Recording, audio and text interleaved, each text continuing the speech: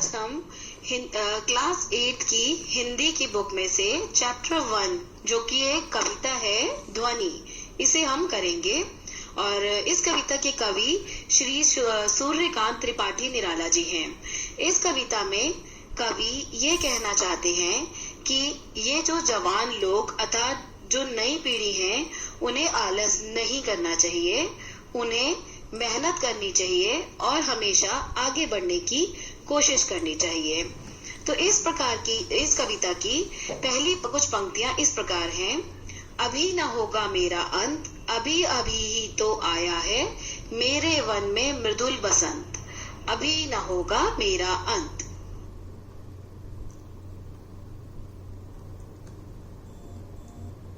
अंत का अर्थ है खत्म या समाप्त हो जाना, मृदुल का अर्थ है कोमल और बसंत का अर्थ है ऐसा मौसम जिसमें फूल खिलते हैं। तो यहाँ कवि ये कहना चाह रहे हैं कि प्रकृति के वर्णन के जरिए उन्होंने युवा पीढ़ी से यह कहने की कोशिश की है कि तुम आलस छोड़ दो और नए उत्साह के साथ उठो।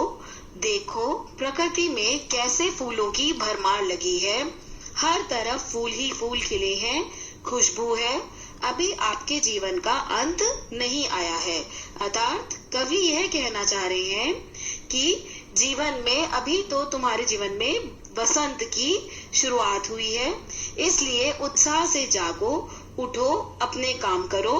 अपने जीवन अभी तुम्हारे जीवन में अंत नहीं आया है और बसंत रूपी यौवन जो है वो तुम्हारे जीवन में आया है। पंक्तियां इस प्रकार हैं। हरे हरे ये बात, डालियां कलियां कोमल गात, मैं ही अपना स्वप्न मृदुल कर, फेरूंगा निद्रित कलियों पर, जगह एक प्रत्युष मनोहर। यहाँ इन पंक्तियों में पात शब्द का अर्थ है पत्ता, गात का अर्थ है शरीर, मृदुल का अर्थ है कोमल, निद्रित का अर्थ है सोए हुए, निद्रित कलियों का अर्थ है सोए हुए बच्चे और प्रत्युष का अर्थ है सवेरा, मनोहर शब्द का अर्थ है सुंदर। तो इन पंक्तियों में कवि ये कह रहे हैं कि हरे हरे पत्ते, डालियां, कलियां और ये जो कोमल शरीर है यह बहुत ही अच्छा व सुंदर लगता है।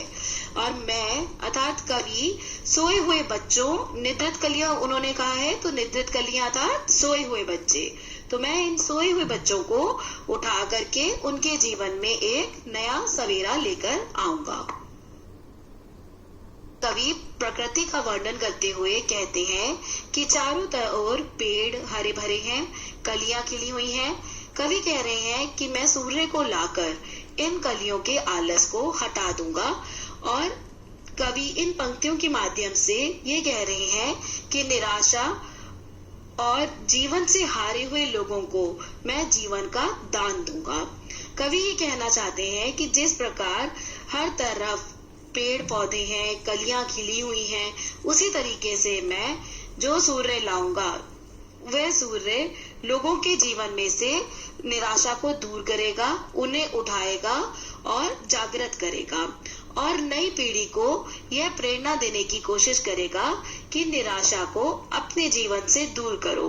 कि जिस प्रकार से वसंत में फूल खिल जाते हैं उसी प्रकार से नव युवक भी, ये जो नई पीढ़ी है, युवा पीढ़ी, वह भी अपने जीवन को हरा भरा बनाए, आलस को व निराशा को छोड़कर जीवन में आगे बढ़ने की प्रेरणा ले और हर क्षण मेहनत करके आगे बढ़े।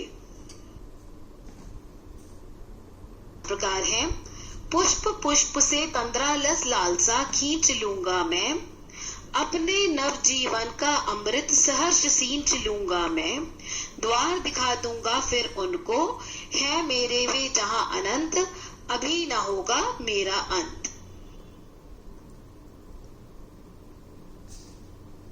तंद्रालस का अर्थ है नींद में छाया हुआ आलस, लालसा का अर्थ है लालच, नव का अर्थ है नए, सहर्ष का अर्थ है खुशी, अमृत का अर्थ है सुधा या अच्छा, अनंत का अर्थ है कभी भी खत्म ना होने वाला।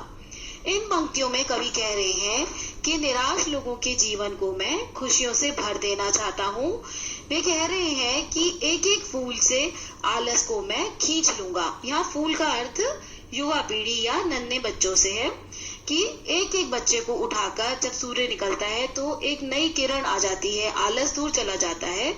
तो उसी तरह से मैं एक एक फूल से आलस को खींच लूंगा, अर्थात आलस में पड़े हुए जो युवा लोग हैं उनके मन में मैं नए जीवन के अमृत की खुशियों को भर दूंगा। जो लोग परेशान हैं उनके जीवन में मैं नई रोशनी भर दूंगा। इस तरीके से वे युवकों के जीवन से आलस को दूर करना चाहते हैं। वे चाहते हैं कि युवा अपने जीवन में नई कलाएं सीखें और जीवन को प्रसन्नता पूर्वक आगे बढ़ाएं, दुखों को पार करके सुख पूर्वक अपने जीवन को जी सकें। कवि कहते हैं कि जो ईश्वर को प्राप्त करते हैं उनका अंत नहीं होता, बल्कि उनके जीवन की एक नई शुरुआत होती है। वे कहते हैं कि उसी तरह मेरा भी अंत नहीं होगा, मैं अपना अंत कभी भी नहीं होने दूंगा। मैं अपने अंदर उत्साह को बनाए रखूंगा और आगे आने वाली पीढ़ियों को भी इस उत्साह का संचार मैं करूंगा ताकि उनमें भी यह उत्साह भर सके। कह रहे हैं कि नई राह पर चलने से युवा पीढ़ी का अंत, प्रकृति का अंत, सृष्टि का अंत मैं कभी भी नहीं होने दूंगा। अभी ना होगा मेरा अंत का अर्थ है कि जीवन की यही प्रेरणा है कि कुछ पाने का जो जज्बा है वही उसका अंत कभी भी अपने अंदर से नहीं होने देना, कि आपके अंदर हमेशा यह जज्बा बना रहे, यह प्रेरणा आपके अंदर हो कि आपको जीवन में आगे बढ़ना है, कुछ पाना है, उसका अंत आपको जीवन में निराशा को कभी भी अपने अंदर नहीं आने देना है और अपने अंदर इस जज्बे को हमेशा जिंदा रखना है। इस कविता में कवि प्रकृति की तुलना युवा पीढ़ी के साथ कर रहे हैं। जैसे प्रकृति में उत्साह आ गया है, नई कलियों के खिल जाने से, वसंत के आ जाने से एक नया उत्साह प्रकृति में आ गया है, उसी प्रकार से युवाओं में भी यह उत्साह होना चाहिए और अपने जीवन में इसी उत्साह से उन्हें आगे बढ़ना चाहिए। निराशा को उन्हें अपने जीवन में नहीं लाना चाहिए। इस कविता का पूरा सार यही है। प्रश्न उत्तर करेंगे। पहला प्रश्न है, कवि को ऐसा विश्वास क्यों है कि उसका अंत अभी नहीं होगा? इसका उत्तर है, कवि के अंदर जीवन जीने का उत्साह व ऊर्जा है। वह युवा पीढ़ी को प्रेरणा देना चाहता है कि युवा पीढ़ी को आलस से उबरना चाहिए और वह युवाओं को कर्मशील बनाकर आगे बढ़ने का संदेश देना चाहता है। कर्मशील का अर्थ है कि निरंतर जीवन में आगे बढ़ना चाहिए और काम करते रहना चाहिए। कभी भी हिम्मत नहीं हारनी चाहिए और एक जगह नहीं बैठ जाओ, हमेशा आलस को छोड़ दो और निराश होकर मत बैठो, आगे बढ़ो जीवन में। तो कर्मशील का यही अर्थ है। इसलिए कवि को यह विश्वास है कि अभी उसका अंत नहीं होगा।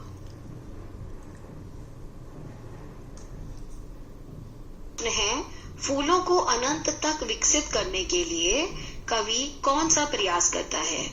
इसका उत्तर है कि फूलों को अनंत तक विकसित करने के लिए कवि उन्हें कलियों की स्थिति से निकालकर खिले हुए फूल बनाना चाहता है। कवि का मानना है कि उसके जीवन में वसंत आई है, इसलिए वह कलियों पर वासंती स्पर्श का हाथ फेरकर उन्हें खिला देगा। कवि युवा पीढ़ी को अपने काव्य के द्वारा अर्थात अपनी कविताओं से उत्साहित व उजागर करना चाहते हैं। वे चाहते हैं कि युवा आलस छोड़कर आगे बढ़ना सीखें और कवि अपनी रचना के द्वारा युवा पीढ़ी में एक जोश भरना चाहते हैं, जिससे वे प्रेरणा लेकर अपना समय व्यर्थ ना करें और जीवन में आगे बढ़ें। कवि पुष्पों की तंद्रा और आलस से दूर हटाने के लिए क्या करना चाहते हैं? इसका उत्तर इस प्रकार है, कवि पुष्पों की तंद्रा और आलस से दूर हटाने के लिए उन पर अपना हाथ फेरकर उन्हें जगाना चाहते हैं तथा कलियों को प्रभात के आने का संदेश देना चाहते हैं। यहाँ कलियां आलस में पड़े हुए युवकों का प्रतीक हैं। अतः कवि नींद में पड़े हुए युवकों को प्रेरित करके उनमें नए उत्कर्ष के स्वप्न को जगा देगा, उनके आलस को दूर भगा देगा और उनमें एक नए उत्साह का संचार कर देगा।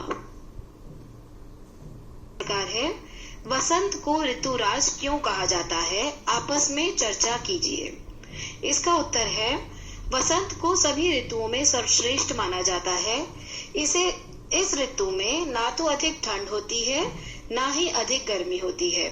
पेड़ों पर नई कोकिलें आने लगती हैं, चारों ओर हरियाली छा जाती है, फूल खिलने लगते हैं, शीतल मंद हवा सबको मोहित कर देती है। इसलिए वसंत को ऋतुराज भी कहा जाता है।